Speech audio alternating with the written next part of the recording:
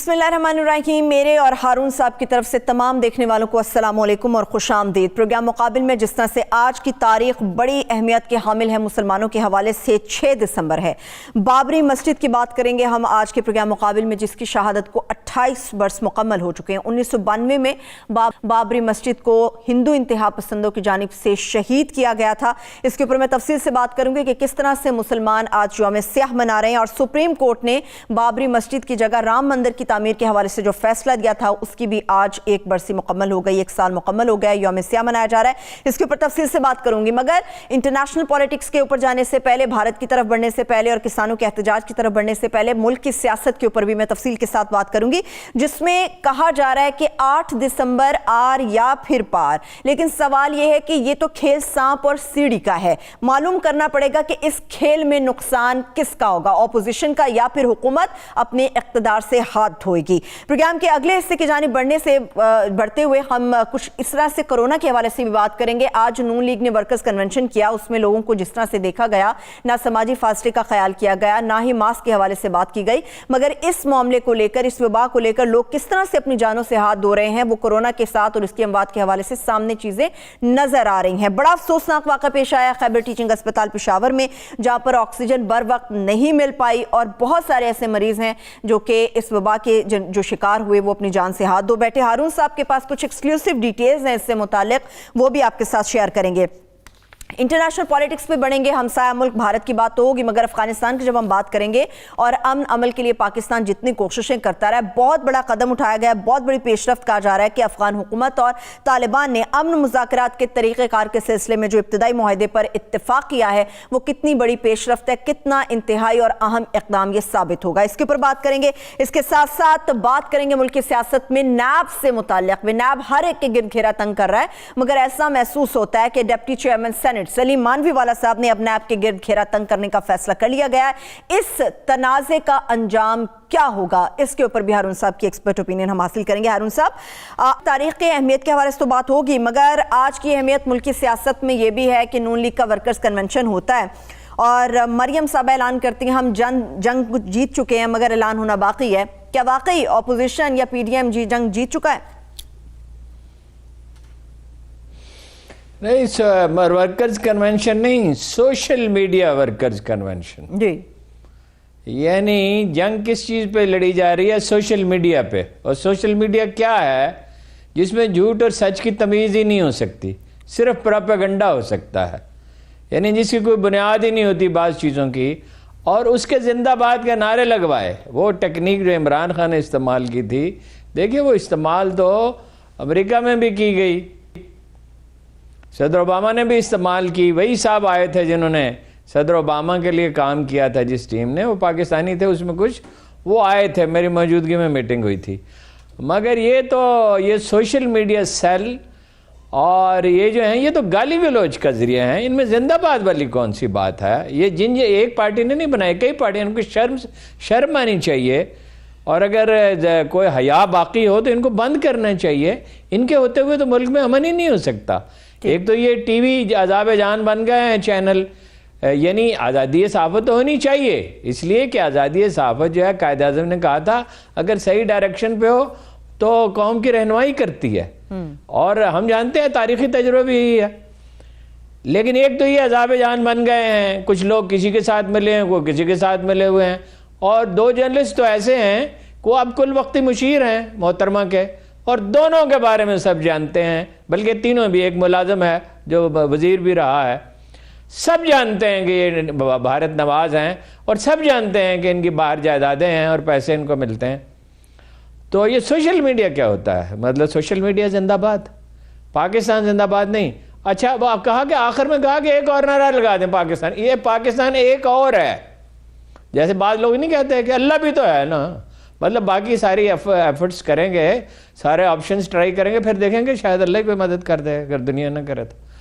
بات یہ ہے، یہ حساب کا کھیل ہے اور اقتدار کا جنون ہے.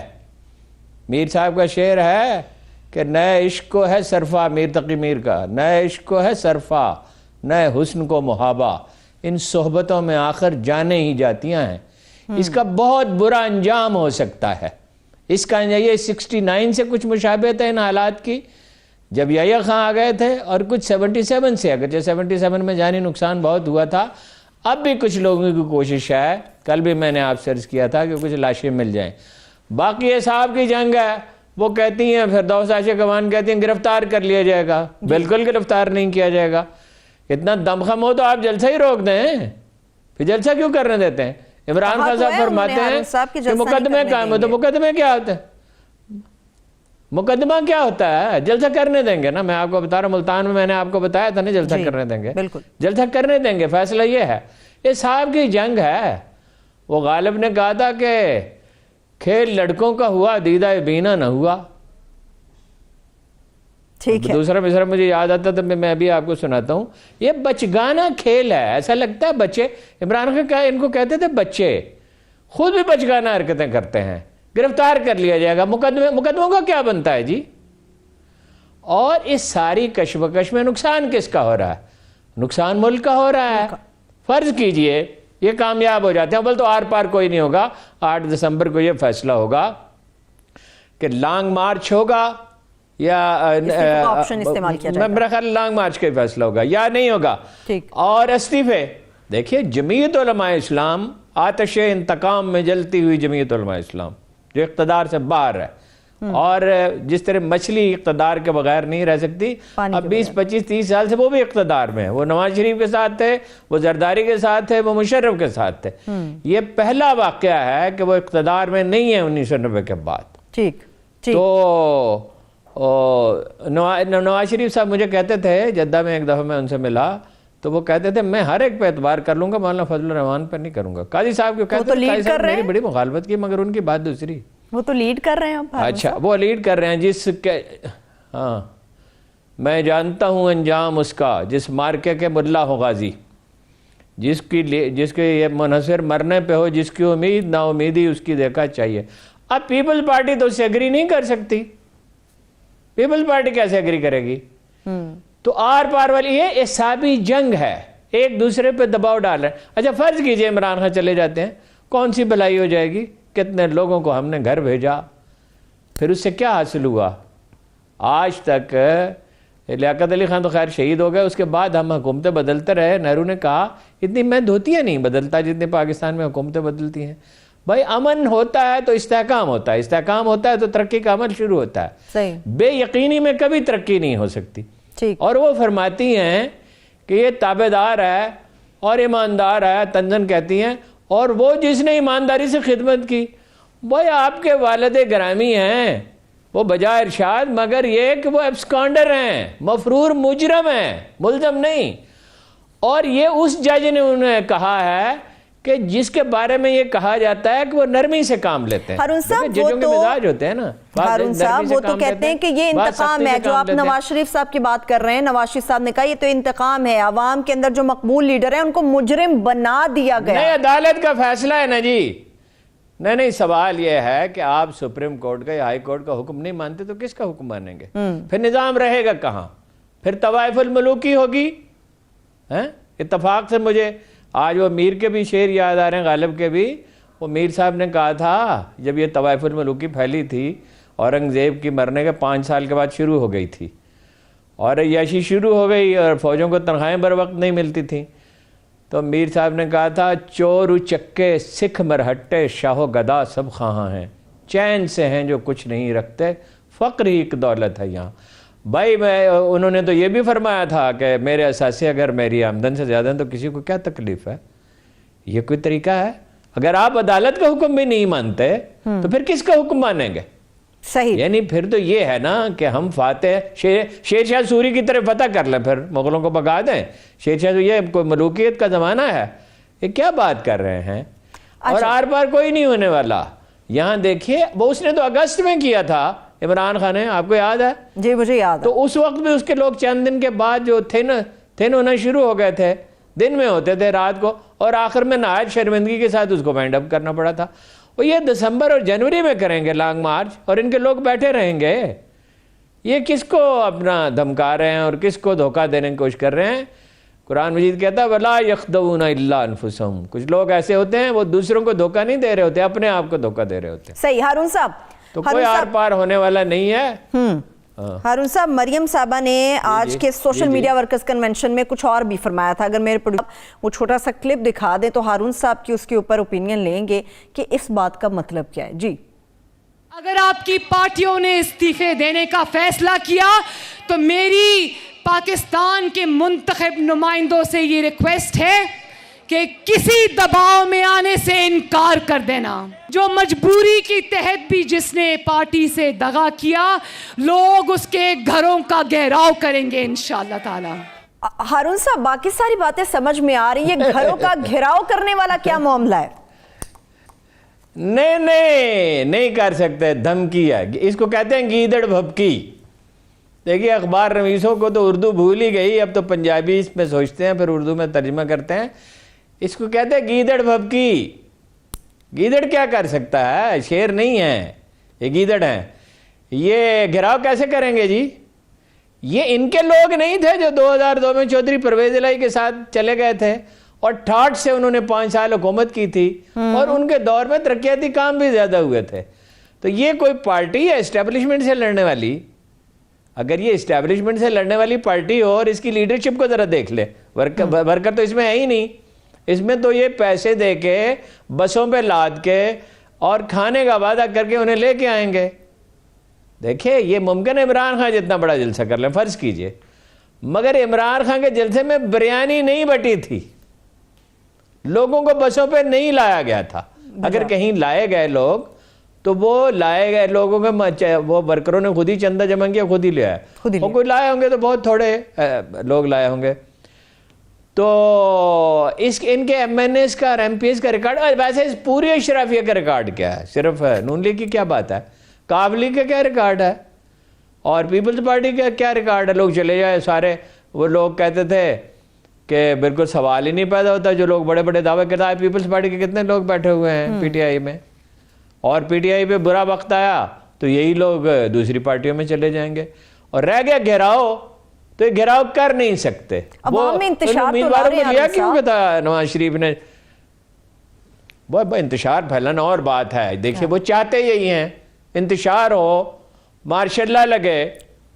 ठीक है, अगर मार्शल्ला लगता है तो इमरान खान तो गया ना उसके बाद जी। इनमें से कुछ लोग ऐसे हैं, मैंने आपको कुछ लोग, मैं नाम नहीं लेना चाहता, कुछ लोगों का नाम बताया। एक निगरान वजीर आजम है, उन्होंने लिखा है, निगरान वजीर आला साहब लिखा है कि मार्शल्लाह लग जाए तो इमरान खान तो चला जाएगा, एक मकसद तो हासिल हो जाएगा। आली जनाब की जायदाद लंदन में भी है, वाशिंगटन में भी है, उसका कोई 7-8 साल से वो टैक्स का 1 करोड़ 25 लाख रुपए का नोटिस भी पड़ा हुआ है। एक परवेज रशीद साहब हैं, वो ख़ानदानी मुलाजम हैं इनके। ये ठीक है कि उन्होंने पैसे नहीं बनाए, वह ख़ानदानी मुलाजम हैं। ये फ़िक्र अक्सर जब मैं सुनता हूँ तो मुझे नज़र आता है परवेज रशीद साहब। एक और साहब हैं जो कम्युनिस्ट थे, एक दिन वो अमेरिका के साथ मिल गए, उन्होंने एक NGO बना ली अखबार नवीसों की। एक वो है मुशीर इनके। तो इसी तरह की चीज़ें होंगी ना, जब इंतशार पसंद जमा होंगे। ठीक। और रह गए अपना खान साहब, तो आप उन्होंने शेख रशीद से ये नहीं पूछते कि रेल के एक डब्बे में जिसमें 40 सीटें हैं उसमें 45 आदमी तक सवार हो जाते हैं और किसी के मुंह पे मास्क नहीं होता, 1-2% पे होता है। वो तो शेख रशीद साहब थोड़े दिन के लिए अपनी सियासत नहीं बंद कर सकते। ये सारे एक अजीब व गरीब किस्म के लोग हैं। वही है, खेल लड़कों का हुआ, दीदा बीना न हुआ। सही सही। हारून साहब, मरियम साहबा फरमाती हैं कि नवाज शरीफ साहब ने अपनी जान को हथेली पर रखा था और दहशतगर्दी से निजात दिलाने के लिए उनके वालिद गिरामी नवाज शरीफ साहब ने ज़रबे अज़्ब और रद्दुल फसाद को शुरू किया। ये जंगें उनके वालिद ने लड़ी। नहीं, उन्होंने नहीं शुरू किया था, वो फौज ने बनाई थी। जनरल कियानी के दौर में ये प्रोसेस शुरू हुआ। क्रेडिट उसका जनरल राहील ने ज़्यादा लिया। जिन्होंने जो शुमाली वज़ीरिस्तान में कार्रवाई शुरू की तो उसमें तैयारे भी इस्तेमाल किए, सब कुछ किया, और वो जनरल बाजवा के दौर तक फैल गई।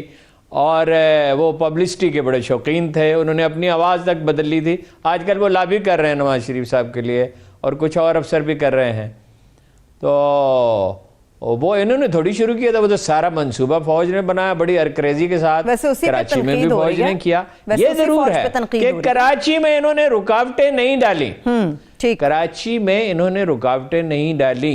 पीपल्स पार्टी ने तो रुकावटें भी डाली थी, अमन कमेटी बनाई थी, वो खुद टेररिस्टों का एक गिरोह था।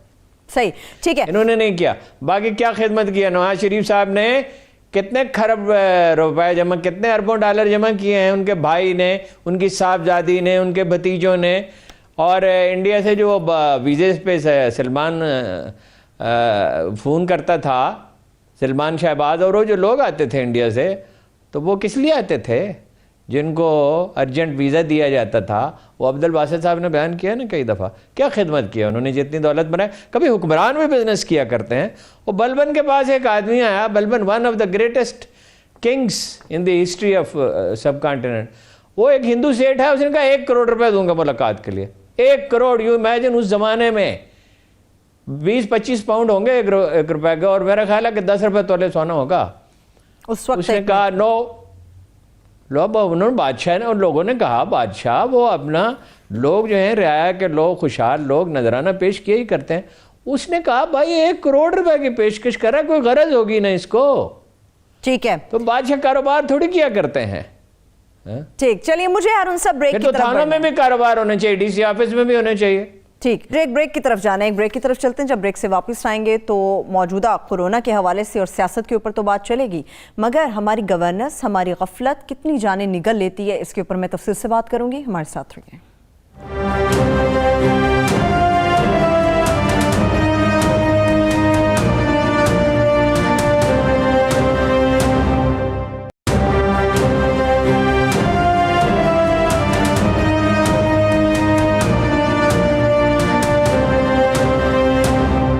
Welcome back. ابھی کچھ بات کریں گے خیبر ٹیچنگ اسپتال پشاور میں پیش آئے افسوسناک واقعے پر. کورونا کے مریضوں کو جو آکسیجن بر وقت نہیں مہیا کی جا سکی. ہارون صاحب، یہ بڑا افسوسناک واقعہ ہے، اس کے متعلق آپ کے پاس کچھ اہم ڈیٹیلز ہیں، وہ بھی ہمارے ساتھ شیئر کیجئے. مگر میں ترجمان اسپتال کا بیان بھی شیئر کرنا چاہ رہی ہوں. زیادہ ڈیٹیلز نہیں ہیں، میں چھوٹی سی بات کرنا چاہ رہی ہوں ہارون صاحب. وہ کہتے ہیں کہ ڈیٹیلز نہیں ہیں. میری عرض سنیے.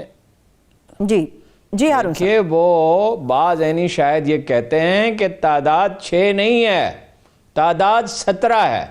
کچھ لوگ دوسرے اسپتالوں میں بھیج دیے گئے، اس کو چھپایا گیا ہے. اب اگر یہ بات صحیح ہے تو یہ واضح ہو جائے گی. دیکھیے نا، اب انتظامیہ کیا کہتی ہے، کمیٹی تو بنا دی، 48 گھنٹے میں رپورٹ پیش کرے گی. کوئی ایک مسکین سا وزیر بڑی وضاحتیں پیش کر رہا تھا کہ یہ ہو جائے گا، وہ اصل میں ایسا ہوا. اسپتال کی انتظامیہ بھی کہتی ہے کہ وہ اصل میں آرڈر تو دیا ہوا تھا، وہ تاخیر سے پہنچا، 8-9 بجے پہنچنا چاہیے تھا، صبح 3 بجے پہنچا. بھائی 2-4 دن کا آپ کرونا کا موسم ہے، اور آپ کو پتا ہے کسی وقت بھی اس کا بھی دباؤ ہے، تو آپ 2-3 دن 4 دن کا پنڈی سے آنا تھا وہ آکسیجن کے سلنڈر، تو آپ 2-4 دن کا سٹاک نہیں رکھ سکتے. یہ کتنی عجیب بات ہے. یعنی ایک تو یہ وزیر اعلیٰ سے پوچھا جانا چاہیے. بھائی وزیر اعلیٰ کی ڈیوٹی ہوتی ہے نا، فائنلی وہ ذمہ دار ہے. اور ہیلتھ منسٹر سے بھی پوچھا جانا چاہیے. یہ حال ہو گیا ان حالات میں، ان خطرناک حالات میں کہ گیس کے سلنڈر ختم ہو گئے اور 2-4 دن کا ریکارڈ بھی نہیں ہے. اصل میں دیکھیے، ایک تو پولیٹیکل لیڈرشپ کا لیول گر گیا. کہاں تو لیاقت علی خان تھے جن کی جرابوں میں بھی پیبند لگے ہوئے سوراخ تھے، اور بنیان بھی پرانی تھی، اور ہزاروں ایکڑ زمین چھوڑ کے آئے تھے، وہ بھی نہیں لی. راجہ غضنفر تھے، راجہ صاحب محمود آباد تھے، عبدالرب نشتر تھے. ان کے بیٹے سائیکل پہ نظر آتے تھے مار روڈ پہ جب وہ پنجاب کے گورنر تھے. اور افسر بھی کیسے تھے. یہ سائی وال میں جہاں یہ پلانٹ لگا ہے کوئلے کا، جو ان کا ارادہ تھا میاں منشا کو دینے کا، تو وہ تو انہیں موقع ہی نہیں ملا. وہاں گیس کا پلانٹ لگانے سے 70s کی بات ہے، پچھلی صدی کی، یعنی کہ 50 سال پہلے اے جی این قاضی نے انکار کر دیا. اس نے کہا وہ خدا کے بندو، اتنی فرٹائل زمین اور نسل کشی کا مرکز تھا جانوروں کا، اتنی فرٹائل زمین سائی وال اور سرگودا کی زمین کے بارے میں کہتے ہیں کہ آدمی کاٹ کے بو دو تو وہ بھی اگائے گا، تشبیہاً وہ کہتے ہیں. تو اس نے کہا نہیں، حالانکہ اس سے تو گیس سے تو پولوشن نہیں پھیلنی تھی، کوئلے سے تو پولوشن پھیلتی ہے. ہزاروں ایکڑ زمین برباد ہو گئی. بس سول سروس کیسے تباہ ہوئی ہے آپ ذرا غور کریں. اس میں محکمہ صحت بھی شامل ہے. ایوب خان کو یہ بتایا گیا کہ اردو سپیکنگ افسر ہے بہت زیادہ تعداد میں.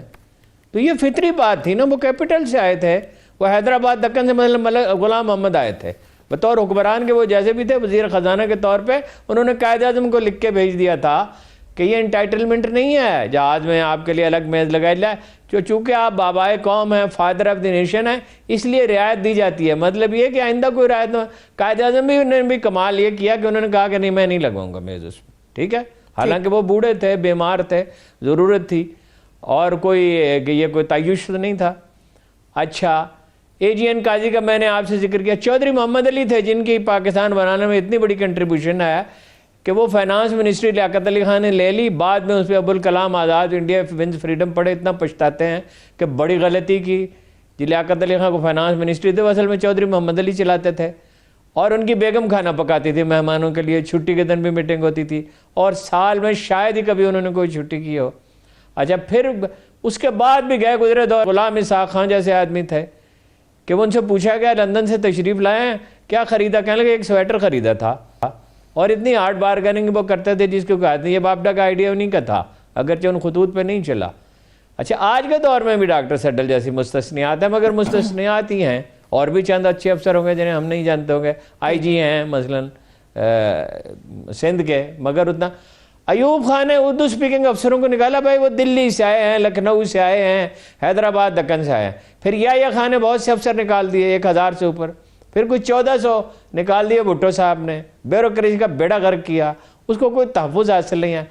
جو رہی صحیح کسر تھی وہ شریف خاندان نے پوری کر دی. وہ کہتے ہیں ہمیں ڈوئرز چاہیے, ہمیں کام کرنے والے چاہیے. 20ویں والے گریڈ کی جگہ پہ 18 گریڈ کا آدمی لگا دیں گے. ویسے تو خان صاحب بھی یہی کر رہے ہیں نا کہ ایک خاص علاقے کے لوگوں کو انہوں نے لگا دیا ہے, اس سے شکایتیں پیدا ہو رہی ہیں. او بھائی, افسر شاہی میرٹ پہ ہوتی ہے, یہ 3000 سال کی تاریخ ہے. چین میں میرٹ پہ تھی تو چینیوں نے اتنی ترقی کی, اس دور میں انہوں نے وہ مکان بنائے اور وہ ایجادات کی, بارود اور کاغذ اور ریشم. ہارون صاحب, ہم دنیا کو تب فالو کرتے ہیں جو چیزیں ہمارے مفاد میں ہوتی ہیں. نہیں, ہم تو دیکھیں نا, سیکھنے کی کوشش ہی نہیں کرتے نا. میرٹ دیکھیے, 3 چیزیں ترکوں سے لی ہیں انگریزوں نے. عدالتی نظام پہ بھی اثر ہے, اسپین کا بھی اثر ہے, ترکوں کا بھی اثر ہے. نیکٹائی ترکوں کی ایجاد ہے. پتلون ہے ہی ترکی زبان کا لفظ, ترکی میں کہتے ہیں پینٹالون, ٹھیک ہے, اور وردی پوش فوج. بھائی میرٹ پہ اس کا کیا سوال ہے, اردو سپیکنگ ہے یا نہیں ہے, یا پنجابی ہے یا سندھی ہے یا بلوچ ہے, اس کا کیا سوال ہے؟ کوٹا کیا ہوتا ہے مطلب سول سروس میں؟ اور سول سروس میں وہ ٹریننگ کے ادارے تھے, اور ترک جب اپنے دور عروج پہ تھے تو انہوں نے یہ پابندی رہی کہ شاہی خاندان کا آدمی وزیر اعظم نہیں ہوگا, بادشاہ تو ہوگا, یعنی ایک طرح کی آئینی بادشاہت کی بنیاد رکھی. وہ تو پرنس سلیم نے اسے انحراف کیا تو اس کے بعد خرابی شروع ہوئی. بھائی یہ یعنی گیس کے سلنڈر نہیں ہیں, کتنی عجیب بات ہے, چند دن کا سٹاک نہیں ہے. اس سے وزیر اعلیٰ سے پوچھیں نا, اور وزیر صحت سے پوچھیں, اور وہ اسپتال کے عملے سے بھی ضرور پوچھیں. لیکن وہ تو کہتے ہیں ہارون صاحب 100 کے قریب آکسیجن سلنڈرز ہیں جو سٹینڈ بائی پہ رہتے ہیں, ناگزیر وجوہات کی بنا پر فراہمی نہیں ہو سکی. سٹینڈ بائی پہ تو ہوتے ہیں. مجھے اس کا تجربہ ہے. 2000 میں میری بیٹی وہاں داخل تھی ہاسپٹل میں. کبھی ایسا نہیں ہوا کہ ہولی فیملی ہاسپٹل کوئی بہت بڑا ہاسپٹل بھی نہیں ہے, لیکن آدمی معقول تھے. ذوالفقار چیمہ صاحب کے بھائی نثار چیمہ وہ تھے, تو وہ نہ صرف یہ کہ وہ گیس کا سلنڈر ہر وقت مہیا ہوتا تھا, بلکہ وہ ڈاکٹر مستقل چکر لگاتے رہتے تھے, خود سپرنٹینڈنٹ چکر لگاتا رہتا تھا. اس پہ کسی نے شکایت کی, ایک فوجی افسر بھاگا ہوا آیا کہ یہ کیسے ہو گیا جی, اور یہ ڈاکٹروں کا کمرہ تھا. تو اس نے کہا, چیمہ صاحب نے کہا, ڈاکٹروں کا کمرہ اسی لیے ہوتا ہے نا ایمرجنسی میں استعمال ہو جائے, تو یہ پیسے دے رہے ہیں علاج کے لیے, تو آپ کون ہے اعتراض کرنے والے؟ وہ فوجی افسر اپنا منہ لے کے چلا گیا. وہ کسی اخبار نویس نے حسد میں, آپ اندازہ لگائیے کہ بچی بیمار ہے اور اس کی زندگی خطرے میں, ایک اخبار نویس نے حسد میں خبر چلا دی, ٹھیک ہے. لیکن یہ ہسپتال, ڈاکٹر تو دنیا کے بہترین لوگ سمجھے جاتے تھے. آج بھی ایسے ڈاکٹر موجود ہیں. میں پچھلے جب مجھے کرونا ہوا اور اس کے بعد جب پرابلمز بڑھے تو میں وہاں گیا, ایک ہاسپٹل میں چغتائی لیب والوں کا ہے, تو I was turn to discover کہ انہوں نے میرے ساتھ اتنی بحث کی, اتنی تفصیلات پوچھی کہ میں حیران رہ گیا. ڈاکٹر بھی ویسے ہی ہو گئے, کاروباری ہو گئے, اور انتظامیہ کا بھی اتنا زوال ہو گیا. افسوس کی بات ہے, بس کیا اس پہ کہا جا سکتا. ٹھیک ہے, چلیے ہارون صاحب آگے بڑھتے ہیں. افغانستان کی صورتحال ان کو تو ووٹ دیے تھے گڈ گورننس کے لیے, عمران خان کو تو گڈ گورننس کے لیے ووٹ دیے تھے, یہ کیسی گڈ گورننس ہے؟ ویسے گڈ گورننس کہتے ہیں ابھی بھی کے پی کے میں ہے, باقی جگہوں پہ نظر نہیں آتی, شاید کے پی کے میں اب اس قسم کی گڈ گورننس ہمیں دیکھنے کو ملے گی. نہیں, کیا کے پی پی میں زوال ہو رہا ہے, پولیس میں بھی, محکمہ صحت میں بھی زوال. ٹھیک ہے, چلیے افغانستان کی طرف. محمود خان اور عثمان بزدار جیسے لوگ نہیں صوبے چلایا کرتے, یہ بچگانہ بات ہے یہ بالکل. اچھا, افغانستان کے حوالے سے ہارون صاحب بات کرتے ہیں. اس وقت جو پڑوسی ملک افغانستان ہے اس میں کہا جائے سب سے عام ضرورت صرف جنگ بندی کی ہے. امن مذاکرات کے سلسلے میں یہ جو بڑا قدم اٹھایا گیا ہے, کیا سمجھتے ہیں کہ کتنا مثبت ثابت ہوگا, کتنا بہتر رہے گا یہ؟ اگر اس پہ عمل ہو گیا تو افغانستان نجات پا جائے گا, امن ہو جائے گا اور اس پورے خطے میں امن ہو جائے گا. دیکھیے, اس میں روسیوں نے کوشش کی ہے, اس میں چینیوں نے بہت کوشش کی ہے, ان کی بہت انویسٹمنٹ ہے. افغانستان کی کوئی اکانومی نہیں ہے, کوئی انڈسٹری نہیں ہے, نہریں تک نہیں ہیں, ریلوے لائن تک نہیں ہے. دیکھیے چین وہاں ریلوے لائن بچھا سکتا ہے, ہم بھی اس میں ہیلپ کر سکتے ہیں, ہمارا تجربہ ہے 150 سال کا. ہم وہاں واخان کی پٹی کے ذریعے سینٹرل ایشیا میں داخل ہو سکتے ہیں. چین جو ہے وہ خشکی کے راستے چاہتا ہے افغانستان سے آگے سینٹرل ایشیا میں داخل ہو جائے, اور وہاں سے فی الحال تو چینی جو ہیں وہ ساری دنیا کے چکر کاٹ کے یورپ اور امریکہ پہنچتے ہیں. وہ ملائیشیا, انڈونیشیا, فلاں, اور پھر نہر سویز سے ہوتے ہوئے پھر کتنا لمبا چکر انہیں پڑتا ہے. یہ خشکی کا راستہ اگر کھل جائے, ترکی نے ایک ٹرین آپ کو پتہ نہیں چلا دیا ہے افغانستان تک, ایک یہ ٹرین چلا دیا انہوں نے ارمچی تک, ترکی سے ارمچی تک 5 ملکوں سے وہ گزرتی ہے, 2 سمندروں سے گزرتی ہے. وہ حلال گوشت کا انہیں پرابلم تھا, وہاں پہ شکایت ہوتی تھی, یا شبہ ہوتا تھا, یہ شکایت ہوتی تھی, اچھے حالات تو نہیں ہیں وہاں پہ مسلمانوں کے. تو وہ ایک بڑا کنٹینر جو ہے وہ گوشت لے کے جایا کرے گا, میرا خیال ہے 14 دن میں وہ ٹرین وہاں پہنچا کرے گی. تو افغانستان کو تو ضرورت ہی امن کی ہے, وہ باہر چیز. ان کی تو راہ داری کی جو آمدن ہے وہ $5-6 بلین ہو سکتی ہے, اور ٹرین بچھا دی جائے تو ترقی کا عمل کتنا تیز ہو سکتا ہے. اور چینی خوشی سے بچھا دیں گے, اس لیے کہ انہیں ضرورت ہے اس کی. وہ کانکنی میں بہت انویسٹمنٹ کرنا چاہتے ہیں, اور میں نے آپ کو بتایا کہ خشکی کے راستے وہ جانا چاہتے ہیں. اس میں کیا طے ہوا ہے کہ جنگ بندی ہوگی, ابھی عمل درآمد نہیں شروع ہوا, جنگ بندی ہوگی, اسلامی جمہوریہ افغانستان اس کا نام ہوگا. یہ اشرف غنی اینڈ کمپنی تو نہیں چاہتے تھے, مگر یہ بعض چیزیں ان کی مان لی گئی, بعض ان کی مان لی گئی. جہاں اسلام کی انٹرپریٹیشن وہ نہیں ہوگی جو طالبان کریں گے, ویسے یہ وہ طالبان ہیں بھی نہیں. یہ دیکھیے یہ پشتون قوم پرست ہیں. اچھا, پھر یہ ہے کہ اس کے نتیجے میں اگر امن قائم ہوتا ہے, ان کی فوج بہتر ہو جائے گی, سول سروس بہتر ہو جائے گی, اپنے علاقوں میں وہ قوانین کی پاسداری کریں. 50% علاقے پہ تو ان کا قبضہ ہے, 20% پہ جزوی طور پہ قبضہ ہے. تو ہماری جان چھوٹ جائے گی. پاکستان اس میں عمران خان کا دخل ہے, اور جو ہم نے افغان لیڈروں کو عبداللہ اور حکمت یار سمیت بلایا, عبداللہ کا دورہ بڑا اہم تھا, اس لیے کہ وہ ایکولی امپورٹنٹ ہے اشرف غنی کے. تو وہ تو ایک نیا افغانستان وجود میں آئے گا. منرلز ہیں وہاں پہ, پٹرول بھی ہے کچھ نہ کچھ, اور افغانستان راستہ ہے سینٹرل ایشیا کا, اور چینی بہت انٹرسٹڈ ہیں اس میں, اور روسی بھی خوش ہوں گے, اس لیے کہ افغانستان میں امن ہوتا ہے تو سینٹرل ایشیا میں امن ہوتا ہے. یہ 100 سال پہلے اقبال نے کہا تھا کہ افغانستان میں امن ہوگا تو سارے ایشیا میں امن ہوگا. ٹھیک ہے, ٹھیک, بالکل.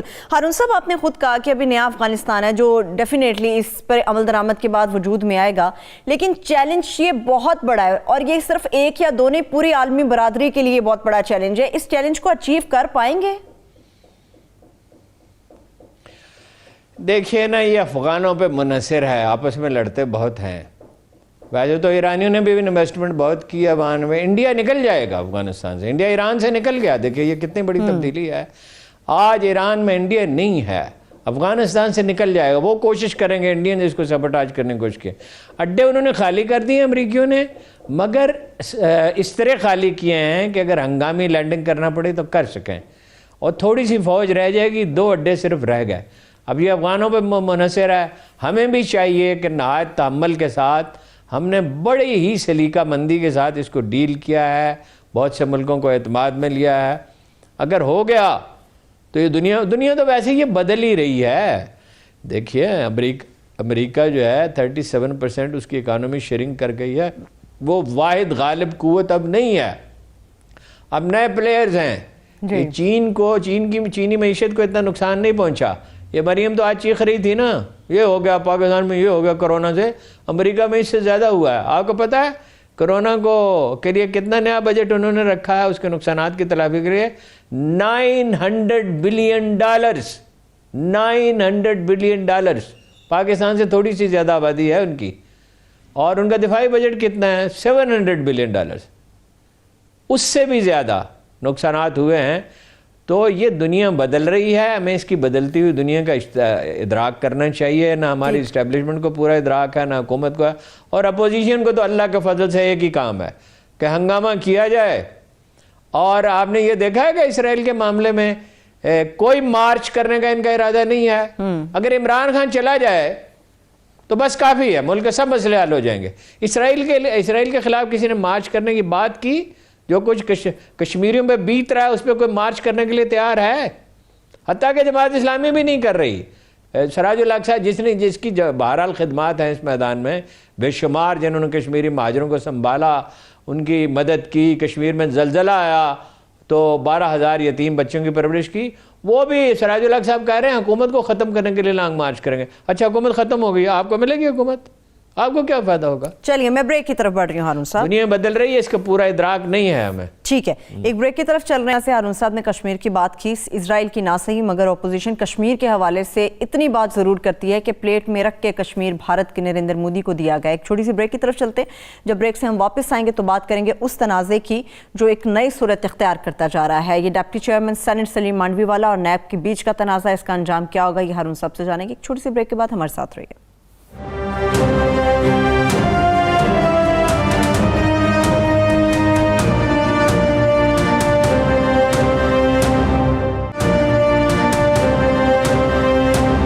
Welcome back. ہارون صاحب، نیب کا جو نیا تنازع کھڑا ہو گیا مانڈوی والا صاحب کے ساتھ، اس کے اوپر میں بات کروں گی. اسرائیل سے متعلق آپ مزید بات کرنا چاہ رہے تھے.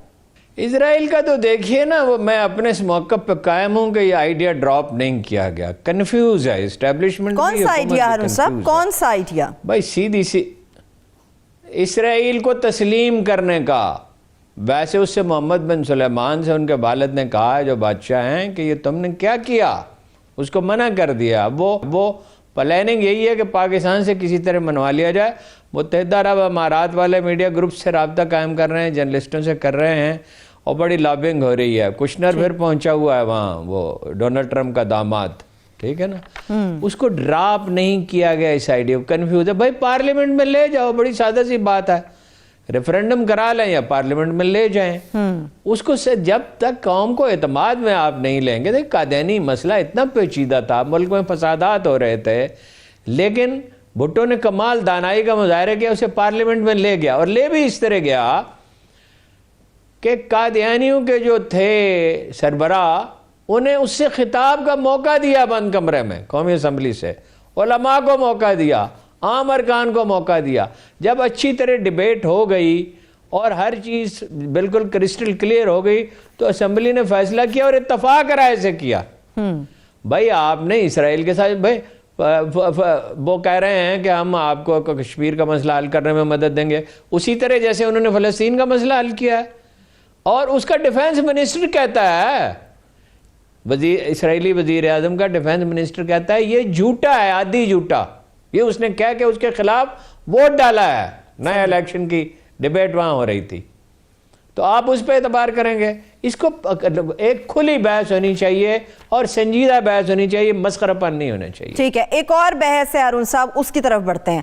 جب ہم نیب اور ڈپٹی چیئرمین سینٹ کے تنازع کی طرف، تو اس سے پہلے میں اپنے پروڈیوسر صاحب سے ریکویسٹ کروں گی کہ وہ کلپ دکھا دیں لوگوں کی توجہ کے لیے اور ان کی تمام انفارمیشن کے لیے کہ معاملہ ہے کیا، کہاں سے آگے بڑھا ہے. جی پروڈیوسر صاحب.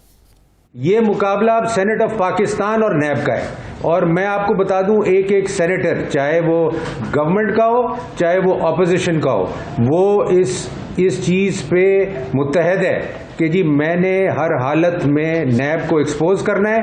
نیب کی سٹاف کی ڈگریاں چیک کریں گے، اور یہ پہلی دفعہ یہ ہوگا کہ نیب کا حساب کوئی لے گا. پہلی دفعہ سینٹ آف پاکستان ان کے ایسٹ بیونڈ مینز چیک کرے گا. تمام پہلوؤں پہ ہارون صاحب بات کروں گی، مگر کیا دو ادارے ٹکرانے جا رہے ہیں؟ سینٹ آف پاکستان اور نیب ٹکرانے جا رہے ہیں؟ نہیں وہ دیکھیے، نہیں ٹکرائیں گے۔ دیکھیے بات یہ ہے، یہ تو ہم ماننے نہیں کہتے کہ نیب والے فیر ہیں، لیکن یہ ہمارا مزاج ہے کہ مبالغہ بہت کرتے ہیں۔ یہ سینٹ کا اور نیب کا جھگڑا نہیں ہے، یہ سلیم مانڈی والا خاندان کا اور نیب کے کچھ افسروں کا جھگڑا ہے، جو طے ہونا چاہیے، اس کا جائزہ لیا جانا چاہیے کہ کیا انہیں جو نوٹس دیا گیا وہ ٹھیک دیا گیا یا نہیں دیا گیا۔ وہ یہ ان کی کوشش یہ ہے کہ سینٹ کو متصادم کرا دیں، اور وہ کہہ رہے ہیں کہ خواہ اپوزیشن کا ہو خواہ حکومت کا ہو، یہ کیسے ممکن ہے؟ اور ٹینشن میں وہ اتنے تھے کہ میرے دل چاہا اگر میرے جاننے والے ہوتے تو میں انہیں مشورہ تھا کہ کسی اچھے ڈاکٹر کے پاس جائیں۔ ڈاکٹر مبشر تو فوت ہو چکے ہیں جو علاج کرتے تھے اس طرح کی چیزوں کا، کچھ اور لوگ موجود ہیں۔ تو یہ ہماری اشرافیہ ہے نا، یہ 2.5 سال کیوں نہیں بولے؟ یہ حکومت میں آئے ہوئے، بلکہ اس سے بھی پہلے کے عرصے میں یہ نیب کے خلاف کبھی انہوں نے بات کی تھی؟ ان کے بھائی کو نوٹس دیا یا ان کو نوٹس دیا تو یہ نیب کا اور سینٹ کا تصادم ہو گیا۔ ہمارا کیا تعلق ہے پھر؟ عوام کا تو کوئی تعلق نہ ہوا۔ یہ ان کی ڈگریاں چیک کریں، یہ اپنی ساری ڈگریاں اور اپنے سارے سزے سینیٹر بھی سارے چیک کریں۔ ٹھیک قوم کو تو یہ مطالبہ، میڈیا کو تو یہ مطالبہ کرنا چاہیے۔ ٹھیک ہے، لیکن ہارون صاحب چند دن پہلے چیئرمین نیب جاوید اقبال صاحب کے ساتھ ایک ملاقات بھی ہوئی تھی، انہوں نے یقین دہانی کرائی تھی کہ آپ کا معاملہ ہم خود دیکھیں گے۔ اس کے باوجود مانڈوی والا صاحب نے بیان بازی کی ہے، پریس کانفرنس کی ہے، کیا یہ تنازع کھڑا کرنا چاہ رہے ہیں، چیزوں کو متنازع بنانے جا رہے ہیں؟ اس کی ٹائمنگ دیکھیں نا، یہ وقت کون سا ہے؟ اس وقت اپوزیشن یہ چاہتی ہے نا کہ خرابی ہو، دباؤ ہو، زیادہ سے زیادہ حکومت پہ بھی ہو، اسٹیبلشمنٹ بھی ہو، تاکہ سودے بازی کی جا سکے۔ باقی وہ جو بات کر رہے ہیں وہ تو اتنی سطحی اور اتنی مذہقہ خیز ہے۔ اس سینٹ کا اور نیب کا کیا تنازع ہے؟ کس بات پہ؟ کیا سینٹ کے خلاف ہے نیب؟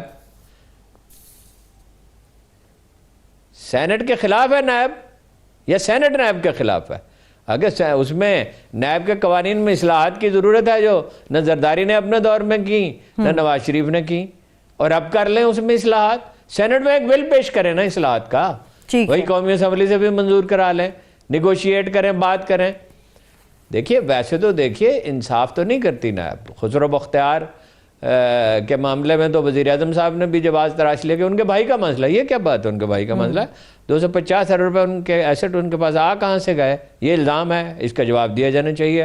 عدالتوں میں بھی بحث ہو رہی ہے اور معاملے کو لٹکایا جا رہا ہے، لیکن یہ مبالغہ اتنا کرتے ہیں۔ وہ اس نے کہا، اسحاق ڈار نے، کہ 1 درجن آدمی مر گئے، وہ ایک افسر تھا ISI کا سابق، اس کو نوٹس ملا تھا ایسٹس بیانڈ مینز کا، اس کا انتقال ہوا، اس کی تفتیش اگر کوئی کرنا چاہے تو کرنی چاہیے کہ کیا اس پہ کوئی ذہنی دباؤ ڈالا گیا یا نہیں ڈالا گیا۔ اسد صاحب غالباً ان کا نام تھا، بریگیڈیئر ریٹائر تھے۔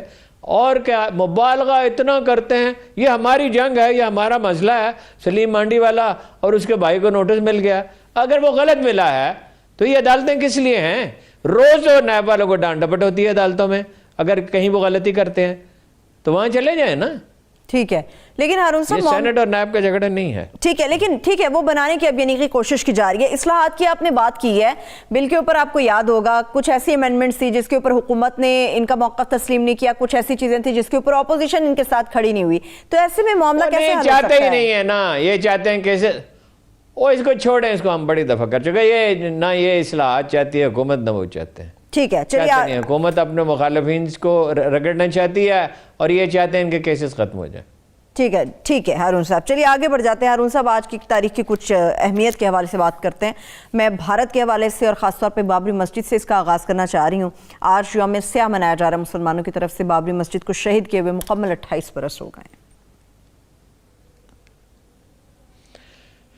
دیکھیے یہ پہلا برس ہے، ویسے تو 92 میں بابری مسجد شہید ہوئی تھی، 450 سال پہلے بنی تھی، ظاہر ہے بابر کے نام پہ اس کا نام رکھا گیا تو اس وقت بنی تھی، اور 450 سال تو انہیں کبھی اعتراض ہوا نہیں۔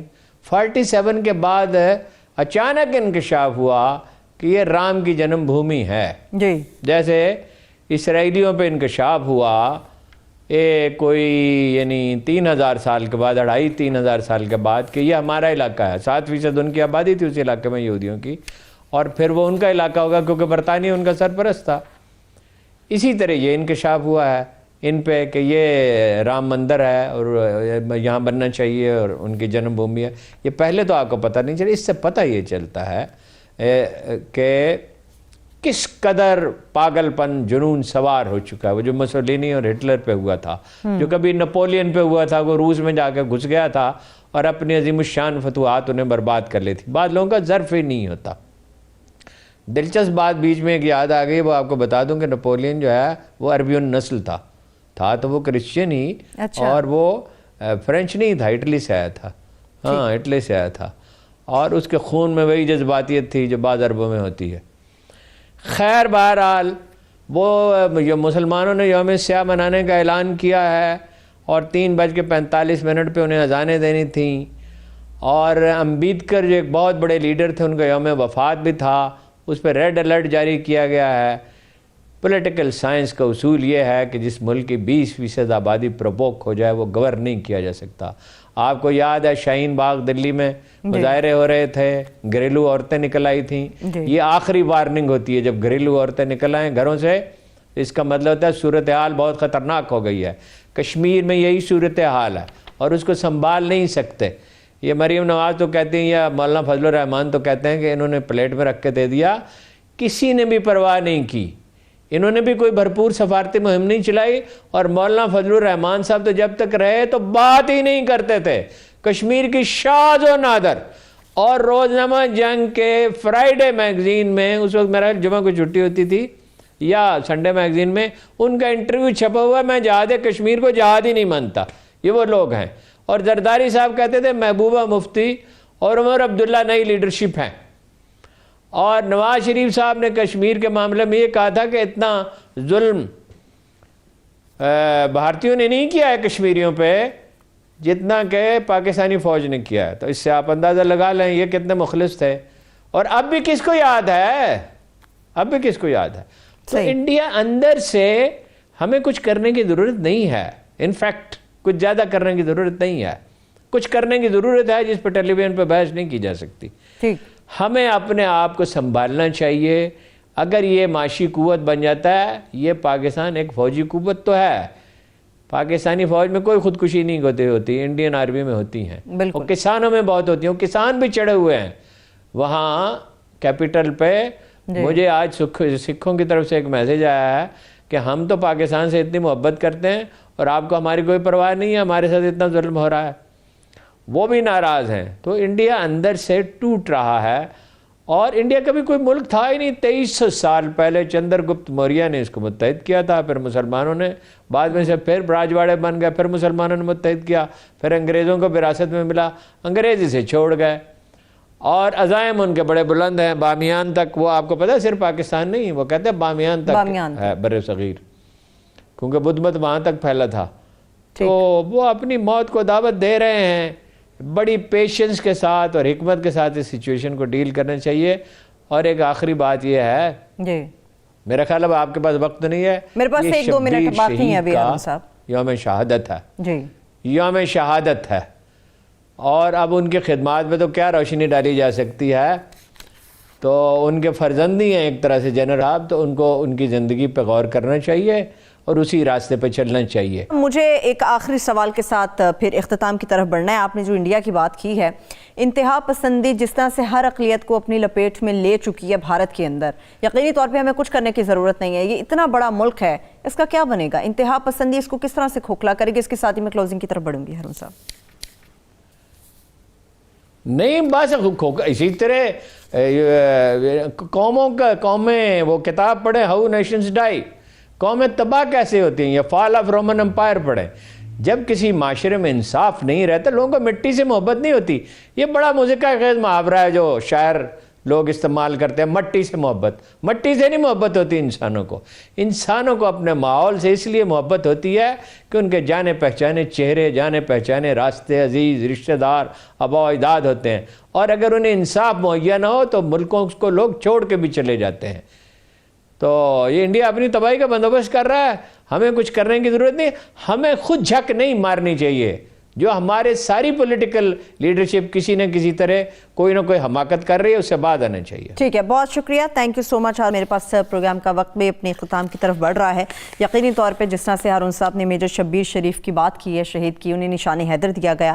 پاکستان اپنے ہر فوج کے جوان سے بے حد محبت کرتی ہے، کیونکہ یہ جوان ہمارے راتوں کے آرام کے لیے، ہمارے سکون کے لیے سرحد پر موجود رہتے ہیں، اپنی جانوں کا نذرانہ پیش کرتے ہیں. اس کے ساتھ ہی مجھے اجازت دیجیے، اپنا بہت سا خیال رکھیے. اللہ حافظ.